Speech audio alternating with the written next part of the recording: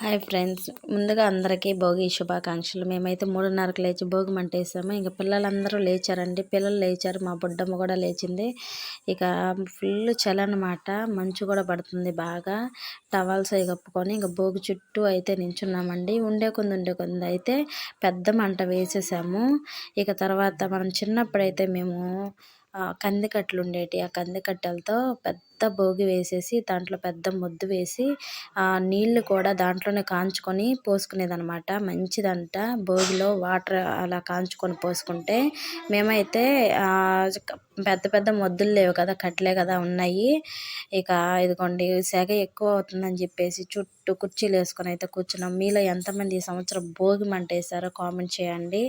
మేమైతే ఈ సంవత్సరం ఇలా మా అమ్మ వాళ్ళ ఇంట్లో సంక్రాంతి జరుపుకుంటున్నాం అనమాట. అలాగే ఈ వీడియో మీకు నచ్చినట్టయితే లైక్ చేయండి, షేర్ చేయండి, సబ్స్క్రైబ్ చేయండి.